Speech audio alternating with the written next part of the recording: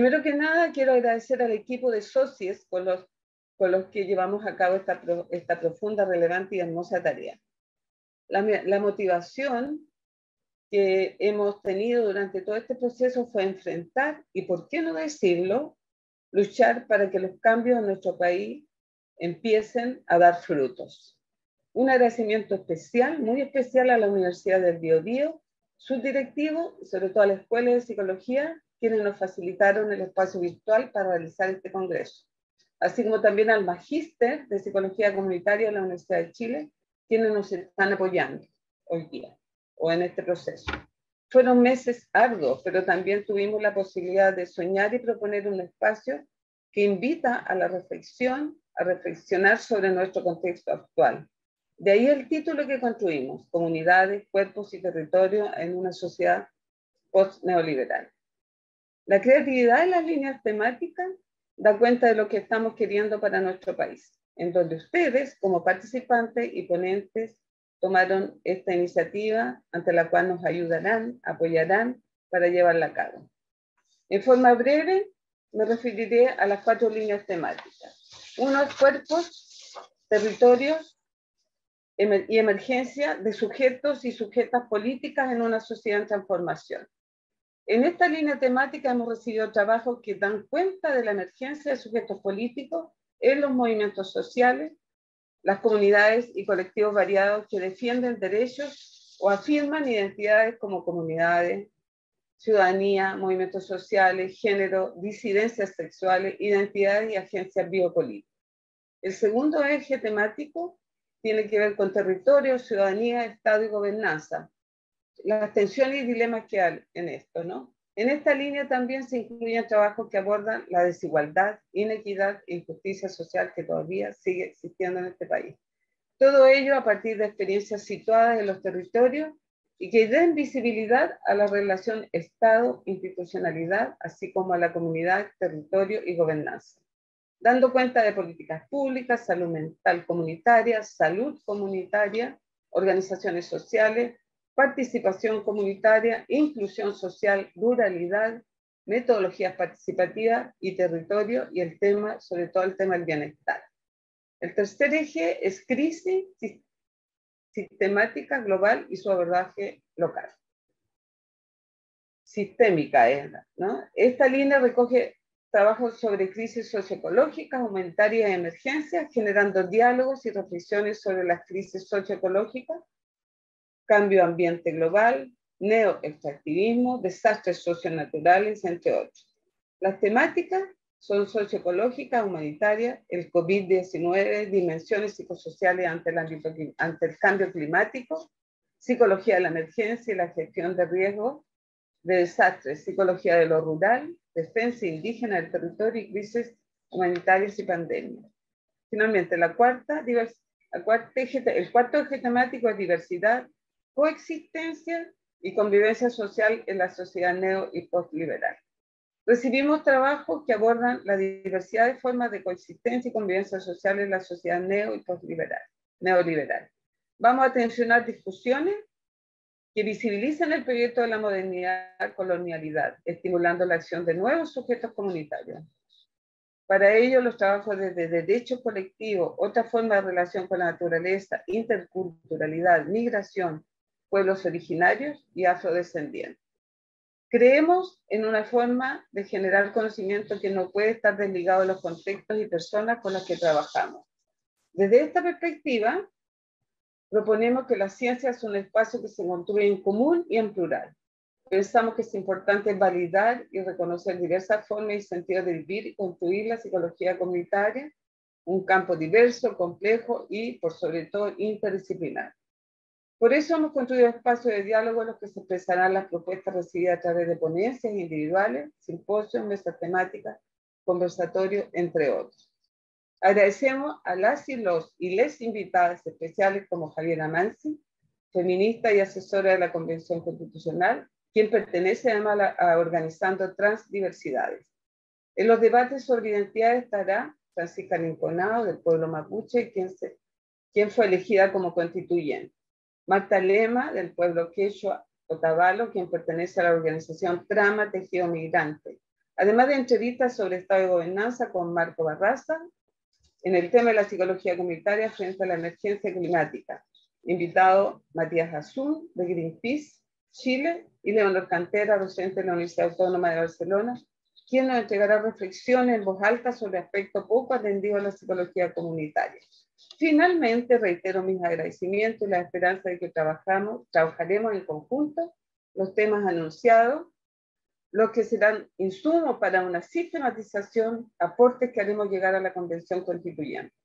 Saludos afectuosos y sean todas bienvenidas en este espacio virtual de muchos propósitos, desafíos y aportes en la co-construcción de una psicología comunitaria acorde con los tiempos actuales.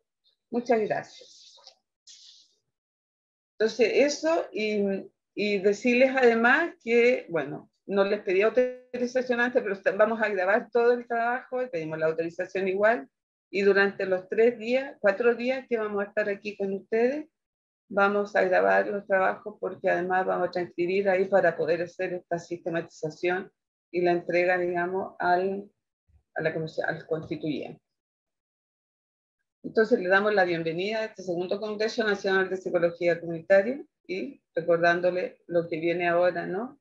En términos de las mesas temáticas y lo que hoy día por lo menos tenemos un conversatorio de apertura que yo creo que Juan Pablo Correa lo va a dirigir. Y en la sala principal, este domingo a Zoom, ¿no? Está Javiera, ya está aquí, bienvenida Javiera. Y después vamos a seguir con presentaciones individuales, ante las cuales van a haber salas especiales, y ahí nos vamos a distribuir cuando termine este conversatorio de apertura, ahí nos vamos a distribuir en salas especiales. No sé si, Pablo, ¿quieres decir algo tú más? ¿O Juan Pablo? ¿Sí o no? Ya. Sí, ahí Juan Pablo parece que iba a comentar Juan Pablo, algo. Bueno, tal vez mejor que tú introduzcas primero los temas técnicos y después hablo yo. Aquí estamos los temas técnicos.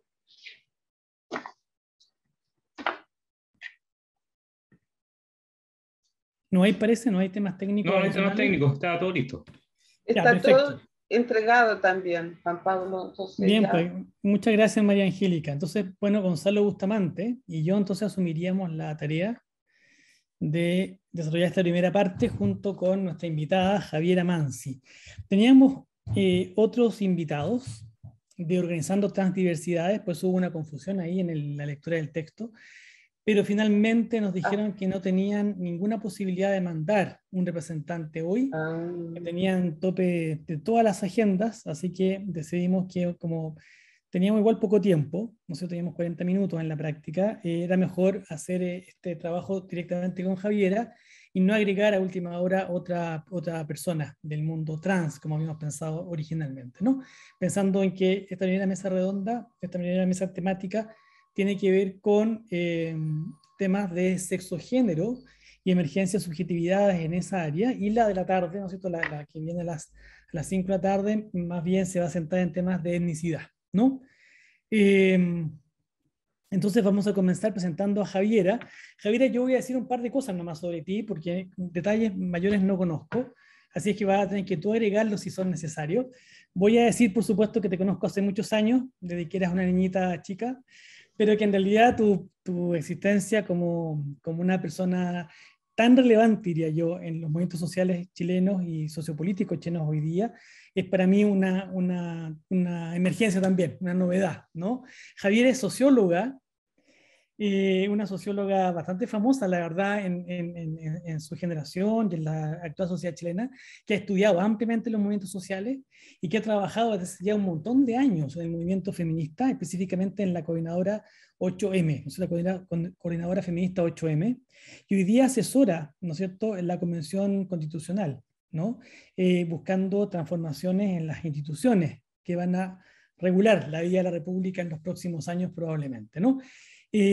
Así que yo le voy a pedir a Javiera que ella nos cuente un poco más sobre ella misma, si es necesario, y que podamos partir. Le voy a pedir, ¿no es cierto?, con una breve síntesis respecto al tipo de trabajo que está haciendo 8M hoy día en nuestro país y cómo conecta, ¿no es cierto?, con el movimiento social en general y con las transformaciones sociopolíticas que estamos intentando llevar a cabo. Así que bienvenida, Javiera, te agradecemos tu presencia acá y te ofrezco la palabra. Gracias, Juan Pablo, y bueno, quienes nos escuchan, por la invitación. Bueno, mi nombre es Javiera Mansi, soy socióloga de formación, también archivera, dedicada a la investigación, pero voy a hablar sobre todo desde mi experiencia como militante feminista dentro de la coordinadora feminista 8M. Para quienes no la conozcan, la coordinadora existe desde el 2018, después de lo que fue la movilización histórica, ¿cierto?, de todos los años del 8 de marzo.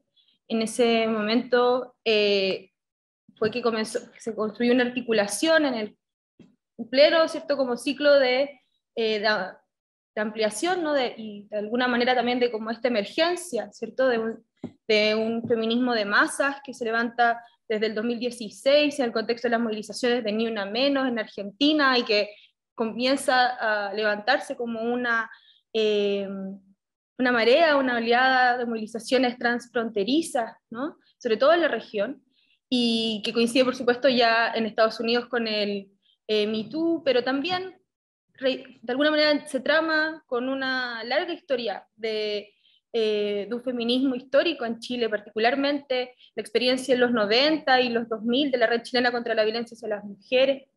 Y en el marco de eso fue que la coordinadora comienza a pensarse, o vamos a decir, quienes comienzan a articularse en torno a la idea y a la necesidad de proyectar también orgánicamente un proceso, que era el de hacer desde ese año, desde el 2018 al 2019, la preparación hacia una huelga general feminista.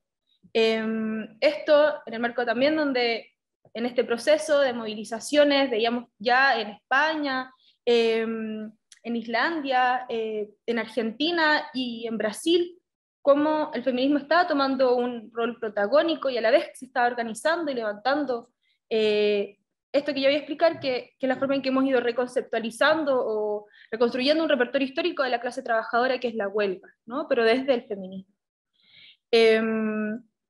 Fue así entonces que después de la movilización, ahí nace también un concepto que ha sido clave para atravesar y para pensar y para catalizar procesos de politización reciente, que es la noción de la precarización de la vida. La consigna del 8 de marzo del 2018 es Mujeres trabajadoras contra la precarización de la vida. Quienes han participado de la organización de los 8 de marzo sabrán que cada año la preparación y pensar juntas la consigna es una tarea muy importante porque da un marco político de alguna manera lo que viene a instalarse al inicio de un año, ¿no? Con una voz en primera persona desde el movimiento feminista, como, no solo hacia el 8 de marzo, sino podemos decir también como para lo que viene. Entonces, es muy interesante cómo a partir de ahí se concibe, se habla de esta noción. La precarización suele ser atendida como una forma de describir estrictamente espacios laborales, por supuesto como atravesados por las contradicciones neoliberales, pero nos parecía que en un contexto como es el de Chile, la precarización es algo que atraviesa la experiencia de nuestra vida en su conjunto, ¿no? Y era una manera también de establecer esa transversalidad de la impugnación a los términos en que se ha organizado la vida. Así que me parece muy relevante volver a rescatar esta noción que hoy día ya se ocupa muchísimo, pero que viene de esa reflexión feminista, ¿no? Esa es como un poco el recorrido. Por supuesto, de las lecturas que se venían haciendo y de la forma en que se estaba articulando, digámoslo así, como un proceso no solo como de una politización de un feminismo en general, sino también de una forma del feminismo, ¿no?, que venía a reivindicar, por ejemplo, este lugar de un sujeto colectivo proveniente, reconociéndonos como trabajadoras, reconociéndonos también en una lucha abiertamente antineoliberal, ¿no?, y conectando feminismo y de alguna manera estas nuevas izquierdas también de manera muy estrecha. Fue después de entonces de marzo, de esa movilización, que la coordinadora se define como 3 objetivos, ¿no?, y yo diría que son los que nos acompañan hasta el día de hoy. El primero fue pensar en la necesidad de concebir este proceso, de que el próximo año ya no bastaba con una marcha, ya no bastaba con salir una vez más como en esta clave de conmemoración del 8 de marzo, sino que teníamos que levantarnos en una huelga. Y esta huelga general feminista, que es tal como la fuimos nombrando, debía ser parte de un proceso, ¿no? De cómo íbamos a organizar para llegar a un año después, como a poder levantar una jornada de movilización que inaugurase un proceso de movilizaciones en alza. En segundo lugar, también era pensar el feminismo como la necesidad de una transversalización, ¿no? De la lucha feminista en los movimientos sociales. Esta era una clave muy relevante porque veíamos que también había una tendencia histórica, una tendencia política a reducir o a acotar el lugar del feminismo, de la reflexión política feminista a una especificidad, ¿no? Entonces, cuando decíamos la transversalización del feminismo en los movimientos sociales, queríamos decir la necesidad de estar en todas partes, la necesidad del feminismo en las luchas de pobladoras y pobladores, la lucha sindical, la lucha de derechos humanos, la lucha estudiantil, la lucha socioambiental y la lucha migrante, ¿no? Y eso supuso, por supuesto, también otra tarea muy importante, porque nos significaba estar muchas veces en los lugares donde no necesariamente éramos bienvenidas, ¿no? Y insistir, ¿no? En la necesidad del feminismo en cada uno de esos espacios, a la vez que compañeras que venían organizándose en cualquiera de estos espacios como sindicalistas, como pobladoras, como defensoras de la tierra, de la lucha migrante, también recorrían esto y asumían su lugar como feministas en cada uno de estos espacios. Y en tercer lugar, suponía la necesidad de pensar cómo la lucha feminista, cómo esta perspectiva podía ser también una forma de activar un espacio de articulación, ¿no? Muy diverso, muy amplio, muy heterogéneo, de estas fuerzas transformadoras que veíamos que estaban emergiendo de manera múltiple y que veíamos ahí también como una posibilidad, ¿no? De construcción. Estas tres claves son las que hemos ido sosteniendo desde entonces a la fecha, y de alguna manera los caminos que hemos ido tomando se articulan, se conectan directamente con cada una de estas tareas, ¿no? Que diría hoy, sumado a un contexto donde lo que nosotras también hemos leído es que enfrentamos tanto un ciclo de politización y de movilizaciones de masas del movimiento feminista a lo largo de la región, como también como una alternativa y como la construcción de una alternativa que emerge respecto a una crisis estructural, ¿no? Del capitalismo neoliberal, de la devastación territorial y patriarcal, donde en contraposición vemos por supuesto también la emergencia de sectores de extrema derecha, de sectores fascistas, de un giro autoritario que veíamos en la región. Eso lo decíamos en 2019 mirando lo que estaba sucediendo en Brasil, ¿no? Y que por supuesto luego aparece muy presente y muy fuerte en Chile, pero nosotros ya lo veíamos como una tendencia regional.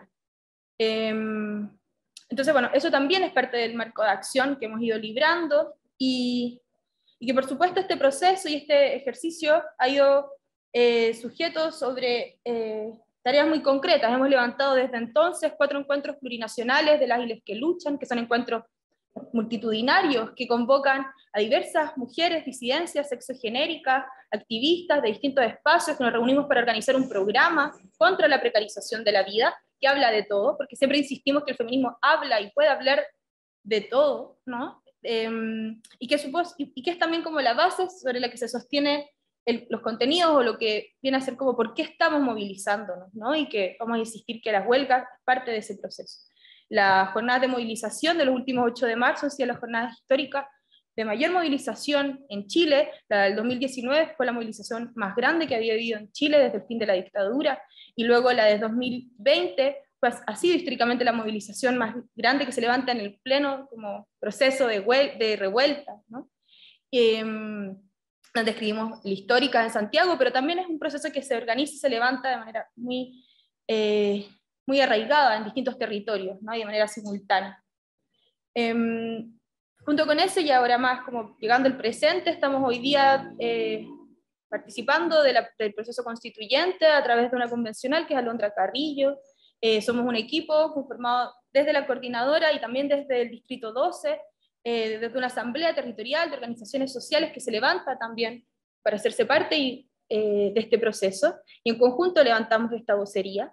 que nos tiene hoy dentro de la convención, pero también nos lleva a articularnos con otras compañeras con las que levantamos una plataforma, la plataforma feminista constituyente plurinacional, que organizó y articuló a diversas constituyentes o candidatas a la convención que iban como candidatas feministas en listas de independientes y de movimientos sociales. Y hoy día algunas de estas compañeras son las que entran a la convención, pero esta plataforma también todavía existe. A su vez, dentro de la misma convención existimos o nos articulamos directamente con un grupo que se llama Movimientos Sociales Constituyentes, que articula a convencionales que vienen de distintos espacios, como Modatima, como la coordinadora Nahuel Buta, la coordinadora Hualpen, como Anamuri. Y desde ahí también estamos directamente vinculadas y muy cercanas con escaños reservados de pueblos originarios y también con quienes eran en la ex lista del pueblo, que hoy día se organiza como Pueblo Constituyente, y la coordinadora popular y plurinacional. Entonces, bueno, ese es como un gran recorrido sobre el camino que nos ha llevado hoy día también a estar en este lugar.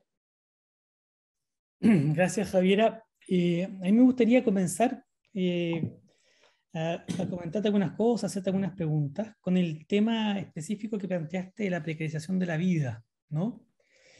Uno podría decir así de entrada que en nuestro país la vida ha sido precaria desde el principio. O sea que tenemos una larga historia de precarización de la vida, ¿no? Al menos desde la guerra de la conquista, nuestro país ha tenido una vida precaria. Y extremadamente precaria para un porcentaje muy, muy alto de la población, ¿no es cierto? Y eso parece ser que hoy día toma alguna forma específica con la actual situación sociopolítica y económica del mundo, ¿no es cierto?, a través de lo que llamamos el neoliberalismo. Entonces, a mí me gustaría preguntarte un poco cómo conectan ustedes, cómo conectas tú, ¿no es cierto?, cómo conecta el colectivo o la coordinadora 8M, el tema de la precarización de la vida con los temas de género. Específicamente, cómo están pensando, ¿no es cierto?, una perspectiva feminista o una perspectiva de género respecto de esta situación que diagnostican como la vida precaria o la vida precarizada, ¿ah? Para después poder ir metiéndonos un poco más en detalle sobre también las alternativas o las esperanzas de cambio, ¿no? Cómo después conectamos con las instituciones y cómo las instituciones pueden ayudarnos también, si se transforman, a salir eventualmente de esta vida tan extremadamente precarizada, ¿no? ¿Podrías tú profundizar un poco el diagnóstico, en el fondo, sobre la vida precarizada a propósito de los temas de género? Sí, claro.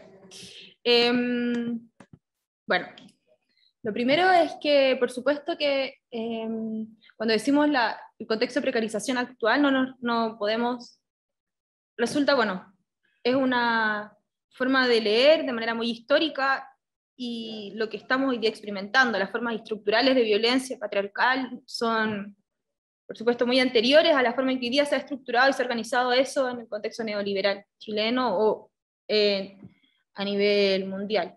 Entonces, lo primero es que bajo ningún punto de vista se busca desconocer como una larga y, por supuesto, como muy profunda, yo no diría como un proceso de precarización, pero de dominación masculina, patriarcal, históricamente también sostenida en la forma en que se ha organizado la producción y la reproducción de la vida. Nosotros cuando decimos precarización es buscar una manera en que también estamos nombrando la manera específica en la que esto se desenvuelve en el contexto neoliberal actual, donde entendemos también que no es una relación que sea ajena a la forma en que se construye el género, ¿no? Y de hecho nos parece central hoy día una concepción también que conciba de manera muy implicada las formas en que se produce y reproduce la vida, y que necesariamente no podemos entender los modos en que hoy día se acumula, ¿no? Como las formas de producción y los modos de reproducción y las formas de acumulación actual, sino es también cómo eso se sostiene sobre los cuerpos de mujeres, particularmente se sostiene sobre aquellos trabajos que sostienen la vida, y que son, por supuesto, mayoritariamente sostenidos por mujeres. En ese sentido, nos parece que cuando decimos precarización de la vida también tiene dos cosas, ¿no? O tres. Lo primero es que es un diagnóstico general que ha sido interesante porque lo hemos ocupado para ir mapeando, ¿no? Verónica Gago lo plantea muy bien cuando dice que estos procesos de movilización son también ejercicios cartográficos que nos permiten ir investigando la realidad social a través de la experiencia de politización, a través de este gesto de nombrar, ¿no? Nosotros al comienzo, una de las primeras ejercicios que realizamos en el marco de la preparación del primer encuentro plurinacional de las que luchan, fue realizar una serie de preencuentros, y donde en distintas comunidades y con distintas compañeras, compañeros, hacíamos esta pregunta: ¿qué era la precarización? ¿O cómo se organizaban? ¿O qué entendían por ella dentro de su realidad más inmediata, ¿no? Fue muy interesante porque era una palabra que para algunos resultaba como ajena, novedosa, pero a la vez como muy fácil de incorporar, como una lectura que permitía nombrar cosas muy distintas. Pero que en cualquier caso, voy a decirlo así, tiene directa relación, por supuesto, con un sentido de inestabilidad permanente, ¿no? Como una fragilidad de las condiciones materiales y la imposibilidad de poder proyectar a través de ellas cualquier forma de sostenibilidad, ¿no? Y por lo mismo también ahí hay una tarea, como una pregunta permanente en esta clave de una existencia social, que es la que, desde la que estamos concibiendo y preguntándonos, ¿no? Feminista, que supone necesariamente esta interdependencia en los vínculos y en las relaciones sociales para que sostienen la vida, ¿no? Veíamos que está como en el seno de esta pregunta esta tarea, o sea, esta experiencia como muy profunda y que se experimentaba no solo a nivel laboral, sino también familiar, interpersonal, digamos, en la intimidad, tal como permanentemente nos preguntamos como feministas en estos espacios como dentro y fuera, o bien en lo público o en lo íntimo, una experiencia de una fragilidad y de una inestabilidad muy permanente, ¿no? Y como sujeta a una permanente sensación de algo así como la falta, ¿no? de condiciones que pudiesen permitir esa proyección. Y ahí en ese sentido también una tarea era preguntarnos, bueno, ok, la precarización es esto que nos atraviesa y que podemos pensarla en este contexto actual en relación a, ¿cierto?, esta falta total asociada, por supuesto, al restablecimiento del quiebre del tejido social, quiero decir, por supuesto, las condiciones de la falta absoluta de condiciones de seguridad social, como de las condiciones de privatización y mercantilización de los derechos sociales, de las condiciones como que impiden incorporar elementos mínimos con los que poder concebir, ¿no?, ciertos niveles de estabilidad, pero también nos parecía necesario dentro de ese diagnóstico identificar, bueno, a qué nos responsabilizamos por eso. Cuando decimos precarización, y no son vidas precarias, ¿no? No basta con decir precarias como parte de un descriptor que simplemente establece una condición, sino también es un proceso, ¿no? La precarización es algo que es continuo y es permanente, y es necesariamente algo que podemos historizar y también reconocer quiénes son los actores que participan y son responsables de esta precarización. Por eso, parte del relato de la coordinadora ha sido también sostener que existen los responsables de la precarización de nuestras vidas, y hay una impugnación ahí muy directa a quienes han sido los administradores de estos más de 30 años, ¿no? De gobiernos post-neoliberales, de gobiernos post-dictatoriales que han sostenido y profundizado las condiciones de esa precarización, ¿no?, neoliberal. Entonces, bueno, eso por una parte. Y por otra, nos pareció también muy relevante sostener que no es posible imaginar. Nosotros nos movilizamos, por supuesto, cuando decimos que nos movilizamos desde el contexto de las movilizaciones contra la violencia hacia mujeres, niñas y disidencias, es poner la vida de mujeres, de niñas, de disidencias al centro, pensar las condiciones en las que se reproduce la violencia que nos atraviesa, y veíamos que era indispensable pensar cuáles son las condiciones en las que esta violencia se gesta, ¿no? Y la imposibilidad de imaginar cualquier posibilidad emancipatoria o transformadora si no era transformando realmente y radicalmente las condiciones que la hacen posible y que son sobre las que se organiza, ¿no? En ese sentido, todo lo que hacemos tiene que ver, y volvemos siempre sobre la necesidad de construir una vida libre de violencia, ¿no? Atendido a que vemos además cómo sostenidamente en los últimos años también se han ido tanto como visibilizando también ampliando y multiplicando las distintas formas de violencia, ¿no? Entonces, de alguna manera ahí también está el foco. Cuando decimos no podemos hoy día hablar o tratar de aislar la variable violencia de género de todas las condiciones en las que se está organizando la vida, y por lo mismo nos organizamos para transformarlo todo, lo vamos a decir así, precisamente para poder llegar a construir esta vida libre de violencia. Eso. Gracias, Javiera. Le vamos a ofrecer la palabra a Gonzalo Bustamante. No sé si, Gonzalo, hay algunas preguntas que la gente acá quiera plantear, o tú mismo quieras plantear alguna. Sí, por el momento no han escrito mensajes en el chat, un poco señalarles que pueden escribir sus comentarios, sus preguntas a las palabras de Javiera Mansi a través del chat, y para que nosotros se las tramitamos y ella pueda responderlas o bien comentarlas. Hasta el momento no han llegado comentarios o preguntas. Por mi parte, bueno, agradecer enormemente su participación, sus palabras, quizás preguntar un poco, pensando en que luego viene una mesa donde se aborda más específicamente identidades desde lo étnico, desde indígenas, desde migrantes, como si fueran categorías completamente distintas, género por un lado, etnicidad por otro, cuando en realidad están entrecruzándose permanentemente. Entonces, por ese lado, como quizás aprovechando para consultar, Javiera, cómo han ido abordando esos temas, qué desafíos hay en eso, pensando en, por un lado, las mujeres indígenas, por otro lado, disidencias sexuales indígenas, migrantes, afrodescendientes. Eso, gracias. Ahí llegó una pregunta. Germán Rosas pregunta, ¿qué conexión puedes hacer, Javiera, entre salud mental y el tema del feminismo, dice él? Sí. Bueno, sobre lo primero, me parece que también cuando la forma en que estamos organizando una lectura y un relato y un proceso de movilización feminista de manera muy situada en Chile, en esta experiencia, está siempre tomada y entramada en lo que decía antes como esta posibilidad de transversalización, que es también una forma de pensar la articulación, ¿no?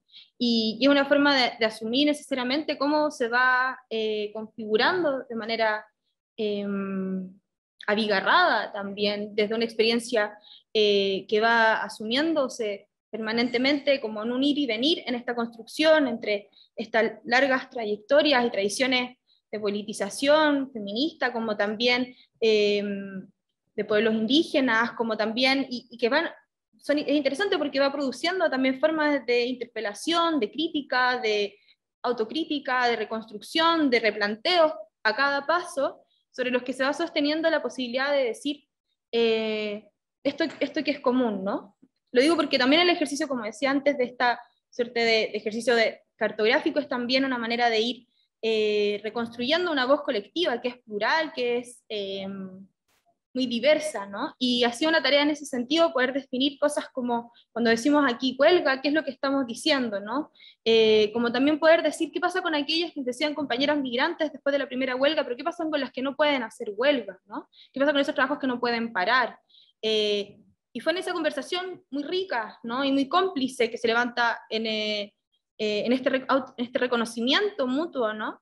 Que fuimos, bueno, planteando la necesidad de decir, bueno, quizás la principal tarea como feminista es pensar desde ahí, ¿no? De qué pasa con aquellas que desean movilizarse o desean marchar o desean entrar a huelga sin poder hacerlo. Todo esto en un contexto de un país que no tiene derecho a la huelga, ¿no? Entonces, bueno, son estas capas, ¿no? Sobre las que vamos construyendo estas complicidades que hoy nos permiten decir que la coordinadora hoy día está conformada por varios comités, donde nos movilizamos y nos organizamos con esta diversidad, que también ha sido una forma muy interesante, como vemos que de alguna manera los procesos de politización feminista son procesos democratizadores, ¿no? Como lo son también los procesos de movilización de los pueblos originarios, particularmente la experiencia y la trayectoria del pueblo mapuche en Chile. Son procesos que han ido como avanzando en el ejercicio de transformar los términos de la representación política en el Estado y también, en un sentido más amplio, las formas en que se organiza la distribución de la voz, ¿no? Pública, visible.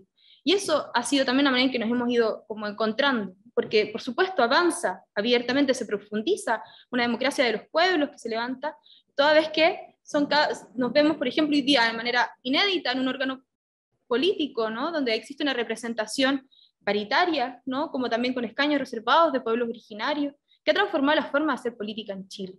Eso hoy día, que es un piso mínimo, son condiciones que eran impensables hace un par de años y que son hoy día el piso para lo que venga, ¿no? Y la forma en que se organiza la política dentro de la convención ha estado atravesada por eso, la forma en que se organiza la discusión, la forma en que de hecho existe como los estudios de la plataforma Tramar, lo recomiendo mucho porque ahí hablan muy directamente cómo ha influenciado, ¿no?, la forma en que se organiza la discusión política dentro de la convención, esto, ¿no?, que sea paritaria, que cuente con escaños.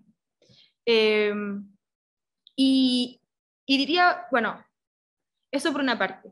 Entonces, hoy nos enfrentamos también al desafío siempre de ir abriendo esta cuestión y que también asumiendo también las propias contradicciones de los movimientos, ¿no? A nosotras hemos afirmado siempre una política, un feminismo que es transfeminista, que es abiertamente contrario a cualquier forma de odio, particularmente de transfobia, que es algo que también existe en algunos sectores de un feminismo blanco, que asume también una política esencialista también, y que se ha opuesto en algunos lugares también a la ampliación, reconocimiento y complicidad con compañeros de las diversas identidades sexogenéricas, ¿no?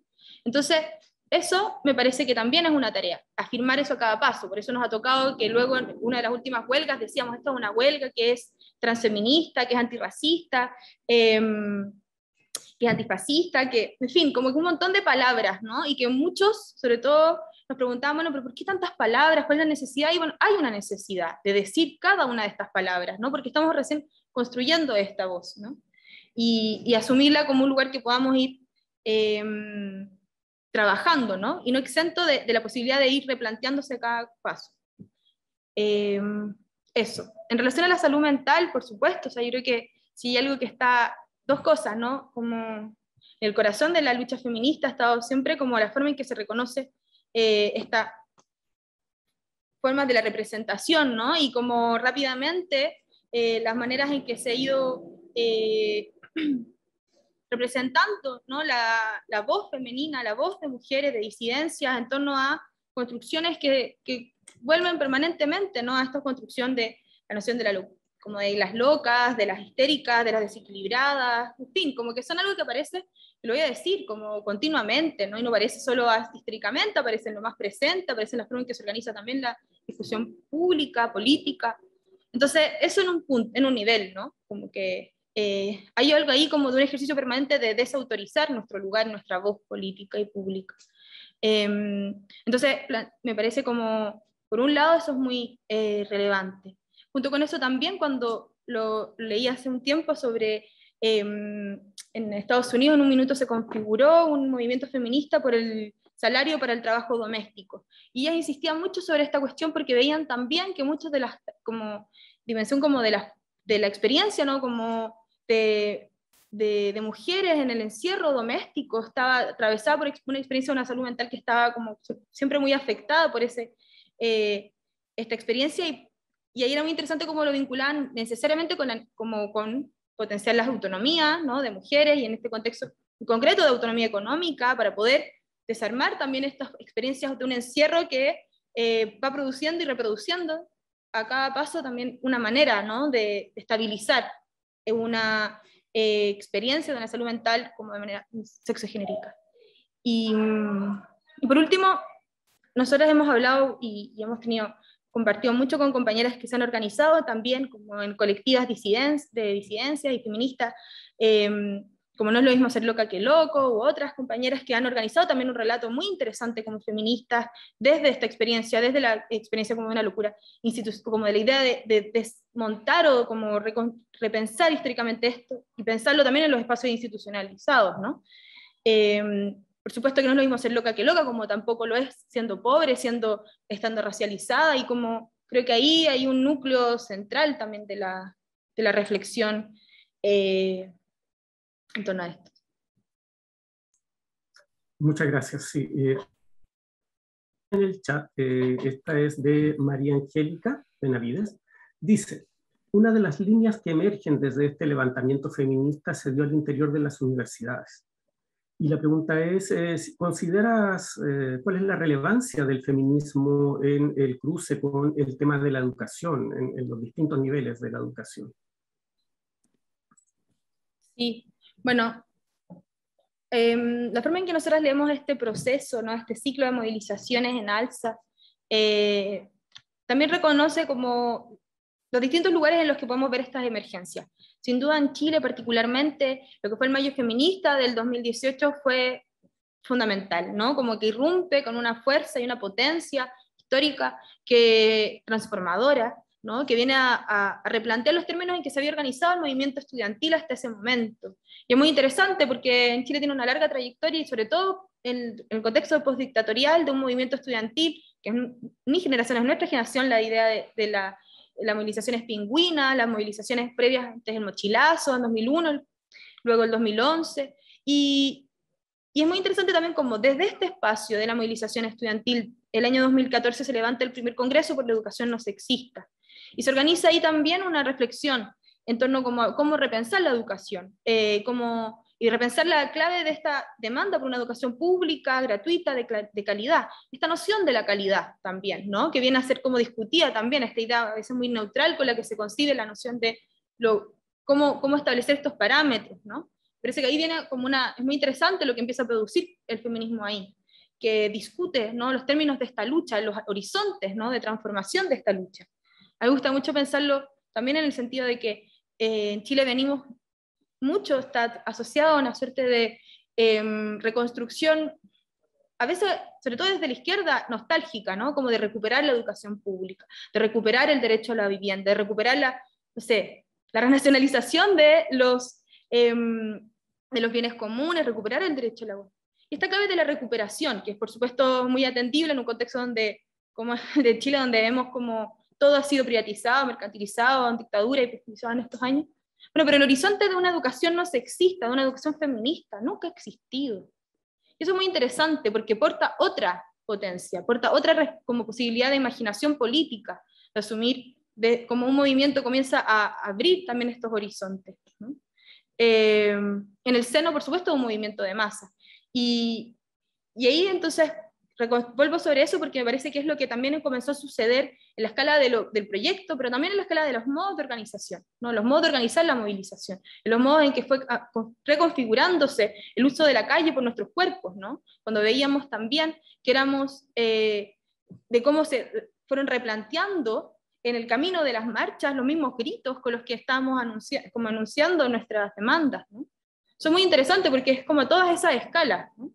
Y que por supuesto tiene que ver, lo plantea, bueno, hay un texto de Nelly Richard que lo plantea muy bien, ¿no? Cuando en el fondo en la Casa Central de la Universidad Católica hay un letrero afuera que dice,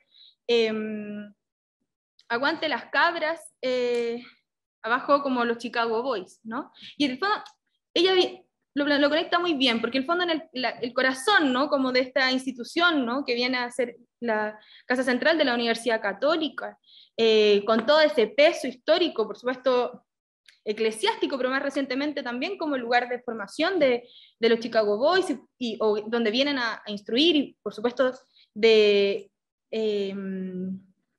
la forma en que se escribe, ¿no? Como la Constitución del 80, Jaime Guzmán, etc.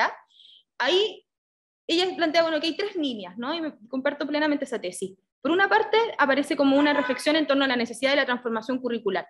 Y eso es indispensable, de repensar, de desnaturalizar los términos en los que se está organizando curricularmente la enseñanza, ¿no? En términos transversales. En cada una de las escuelas, carreras, lo podemos pensar y una reflexión que antes nadie se hacía, bueno, cuántas mujeres o cuántas disidencias están como en las bibliografías, como también la forma en que se la forma en que se organiza temáticamente, o que se organizan como las materias, la forma en que, en fin, o en cuántas carreras por los estudios de género eran un ramo obligatorio. Yo estudié sociología en la Universidad de Chile, sociología de género parecía una particularidad, entonces era una cosa que se podía estudiar como un ramo electivo, ¿no?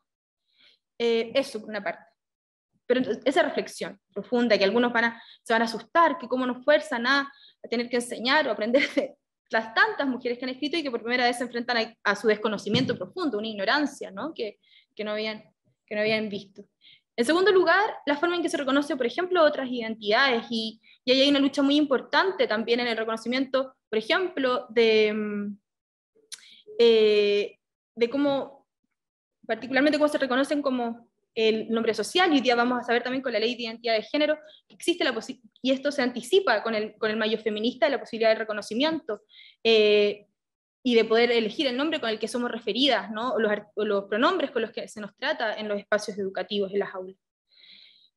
En tercer lugar, como todo esto se trama también directamente con una lucha contra la precarización de la vida, particularmente en la Universidad Católica fue muy interesante cómo se organiza también a través de eso un reconocimiento del subcontrato, de las trabajadoras, de la limpieza de la universidad, y que existía dentro del mismo petitorio que exigía el reconocimiento para los nombres y para los pronombres, ¿no? Como reconociendo la identidad de los estudiantes, como también del cambio curricular, estaba la necesidad de cambiar las condiciones laborales de las trabajadoras de la limpieza. Son esas tres cosas a la vez, ¿no? Entonces, creo que, y eso, por supuesto, supone desmontar los términos en que se organiza la educación, en un sentido muy general y muy transversal, ¿no? Esto es un caso, pero me parece que atraviesa todo, y quizá, sin duda y manera que atravesaba, me falta como un cuarto punto, agregaría, que es la pregunta sobre las formas de la violencia, ¿no? Y la forma en que se está absolutamente naturalizada, los modos en que la construcción de autoridad, ¿no? Y la construcción de poder y de, por supuesto,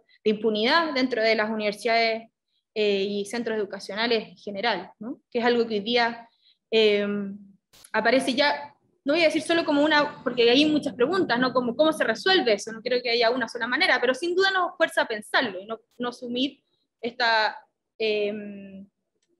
silenciamiento, esta impunidad con la que se experimentaba. Javiera, a propósito de lo que tú estás planteando sobre educación pública de calidad, no sexista, lo que estás planteando respecto del tipo de transformaciones que tú piensas que son fundamentales de hacer en educación, a mí me gustaría conectar este tema con un tema que va a ser, me parece a mí, fundamental en la discusión de la Convención Constitucional. Espero que lo sea, en realidad, ¿no? Que es el tema del pluralismo. Porque uno podría pensar que todas las demandas que hizo la ciudadanía en Chile en el periodo de protesta que hemos llamado el estallido social, ¿no es cierto?, que ha durado hasta ahora, se pueden clasificar en buena medida, la mayor parte de ellas, en dos grandes temas, ¿no es cierto?, con toda la complejidad que los dos temas tienen. Hay demandas por equidad y hay demandas por pluralismo, ¿no? A mí me parece que el tema del pluralismo es un tema complejo de abordar desde el punto de vista de las instituciones. ¿Cómo construimos instituciones pluralistas? ¿Cómo construimos espacios de decisión pluralistas, en donde la complejidad, ¿no es cierto?, de esa diversidad que nos compone se puede expresar políticamente, ¿no? Yo me pregunto si ustedes también han hecho esa reflexión. ¿Cómo podemos hacer, por ejemplo, en Chile para tener universidades pluralistas? Pensemos que en Chile hay universidades confesionales, hay colegios confesionales, hay espacios, ¿no es cierto?, empresariales que también, aunque no lo digan públicamente, operan sobre la base de concepciones fundamentalistas y confesionales de la vida, ¿no es cierto?, donde hay una forma de interpretar la vida que se impone a todos los que están ahí, la compartan o no la compartan, tienen que, ¿no es cierto?, asumirla igual en los hechos, en la práctica. Yo me pregunto, ¿cómo se mantienen ustedes respecto a este tema, el tema del pluralismo? Porque además, y lo agrego como una coda de esto que estamos conversando, porque además existen también en el movimiento social personas que no creen mucho en el pluralismo tampoco. O sea, que piensa que hemos estado equivocados, ¿no es cierto?, durante muchos años, y que esa equivocación tremenda que hemos tenido, y que a lo mejor es real, ¿no?, y que ha sido, digamos así, el contenido de una cultura autoritaria endémica en Chile, debe ser reemplazada por un nuevo contenido. Más que construir una cultura abierta a la conversación, ¿no es cierto?, en la complejidad que esa conversación tendría en un contexto pluralista, hay personas que piensan que hay que cambiar una conversación por otra, básicamente, ¿no es cierto?, en donde las bases son nuevamente impuestas, pero tienen un contenido diferente. ¿Cómo ves tú eso que estoy planteando como tema problema, digamos así? Sí, bueno, lo primero me parece interesante la tesis, ¿no?, de que existan estas dos claves de la revuelta. Hablamos más de revuelta que de estallido porque reivindicamos más el proceso que el hito, ¿no? Pero reconociendo también en ella como me parece interesante, a nuestro parecer, más bien podemos identificar otras claves, también las voy a ir compartiendo, pero en especial diría que pensando primero desde la educación, ¿no? En Chile, y también de la experiencia política de estos años, Elisa Loncón lo decía muy bien, decía, estamos aprendiendo una nueva forma de ser plurales, ¿no? Estamos aprendiendo una nueva forma de construcción política, de de forma de concebir espacios donde podamos encontrarnos desde esta diferencia, ¿no? Y donde la democracia sea un ejercicio que se elabora desde el mutuo reconocimiento, ¿no? Me parece que sin duda la Convención Constitucional es un antecedente fundamental para pensar esto, ¿no? Y voy a volver sobre algo muy reciente, que fue la elección de la mesa directiva, sobre la presidencia y la vicepresidencia. Y en un ejercicio donde van a venir siempre algunos que van a plantear, bueno, ¿qué es este caos? ¿Qué es este desorden? ¿Qué es esta inestabilidad? ¿O dónde está? ¿No? O dicho al revés, ¿no? ¿Dónde está mi orden? ¿Dónde está mi democracia? O salgan de mi patio, ¿no? Y eso que asusta a algunos, a nosotras nos parece, al contrario, como un ejercicio que da cuenta, ¿no? Del proceso que estamos llevando a cabo y de lo que significa encontrarnos por primera vez en esta diversidad, que es una diversidad que es mucho más cercana a la representación efectiva de la diversidad en Chile, ¿no? Los espacios políticos de representación política que hemos visto en los últimos años, en los más de 30 años, por supuesto mucho más atrás, ¿no? Tan lejos de ser representativos de nuestra diversidad, partiendo porque el lugar de las mujeres siempre ha estado profundamente subrepresentado, ¿no? Con un Congreso que tenía 23% de participación de mujeres. Y no, esto es ahora, ¿no? Y resulta como impensable, porque lo estamos discutiendo y decimos hoy día la Convención, no solo estamos hablando de una democracia paritaria, donde supone algo así como una figura de par entre hombres y mujeres, mucho más, estamos hablando, la base es un mínimo, la representación de al menos la mitad de las mujeres y que asuma el reconocimiento de otras formas, o sea, de otras identidades también. Entonces, efectivamente, ahí hay una dimensión que es muy, muy interesante y que estamos recién encontrándonos con ella, que es la posibilidad de cómo se organiza una vida política así, que tiene otros tiempos, ¿no? Y eso es muy, muy importante, ¿no? Porque tiene otra temporalidad, hay otra política del tiempo en una política plural, que es demorada, supone otra forma de concebir estos diálogos, supone otro ejercicio de la construcción política, que ya no se resuelve con el whisky de sobremesa, ¿no? De los varones, de los pocos que siempre han resuelto, ¿cierto? Como con el cigarrito pensando cuál va a ser la forma en que se organiza el sistema político. Ya no se resuelve así. Yo entiendo que a algunos les genere como ansiedad, por decirlo menos, ¿no? Impaciencia y también, en muchos casos, una sensación, bueno, de desequilibrio, ¿no? Porque es como cuando decía Sutil al inicio de la convención, dijo, ¿quién es esta gente que entró a la convención? No los conocía. Por supuesto que no los conocía. Evidentemente, porque no lo veían venir, no sabían quién es este grupo, ¿cierto? Tan diverso que se ha tomado la tarea de disputar este espacio y de asumir un lugar en él. Entonces, yo diría que lo que hoy día estamos experimentando es en ese sentido riquísimo, porque estamos viviendo por primera vez una experiencia que cambia los marcos políticos y los marcos de la representación, de lo visible y de los modos, ¿no? De hacer. Diría entonces que esto es quizá muy prefigurativo, ¿no? Hay una experiencia muy transformadora en quienes somos parte de ella y en quienes pueden hacerse parte, no solamente dentro, pero como acompañándola, para saber cómo ir dando estos pasos. Y creo que hay ahí algo que me encantaría decir, que requiere tiempo, ¿no? Requiere ese tiempo. Es más, esos criterios de efectividad y de eficiencia con los que se suele medir, ¿no? La política operan de otra manera acá también. Y no quiere decir con eso que no sea absolutamente como que no avance o que no construya, pero va construyendo de manera robusta, sostenida y sostenible, ¿no? Estos acuerdos. Ahora,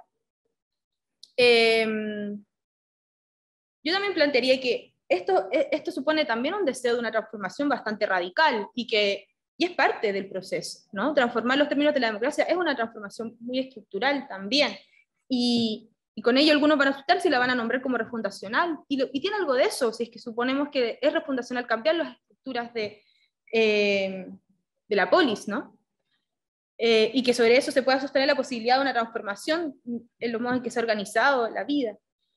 Yo creo que eso es muy importante. Sin duda, y volviendo a la educación, vivimos en un país donde existe una educación confesional, donde existe con un Estado subsidiario que ha subsidiado, donde la universidad que más financiamiento recibe es la Universidad Católica de Chile, la Pontificia Universidad Católica de Chile, una de las universidades más elitizadas y a la vez una de las universidades que recibe más financiamiento estatal. Eso es un problema y es una discusión que se está teniendo en la convención. Y va a ser un debate público que podamos hablar sobre esto, de dejar de desnaturalizar de una vez toda la forma en que se organiza esta posibilidad de educación confesional, como también lo eran como las instituciones educacionales, liceos que eran de hombres o de mujeres.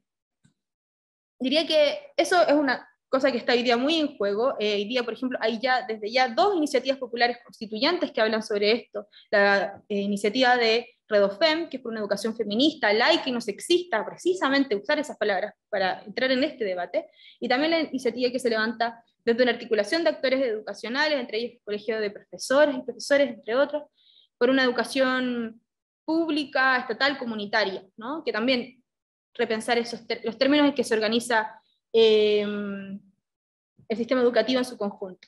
Entonces, yo lo plantearía así, como me parece que las condiciones como de esta nueva forma de hacer política o asumir como un estado que vuelvo, ¿no? Vamos a hablar, desde ahora en adelante es muy interesante y es muy potente, vamos a hablar de un estado plurinacional, o sea, eso es la clave, y lo plurinacional es parte de esa pluralidad que vamos a comenzar a vivir y que va a hacer que no vamos a poder nunca volver como a omitir esa condición que ya es existente, que es la manera en que se organiza, que es presente, pero que hoy día va a tomar una representación política. Entonces, eso, yo creo que insistir siempre en que esas transformaciones son transformaciones que avanzan en la pluralidad. Algunos van a pensar que eso, y lo han dicho, ¿no?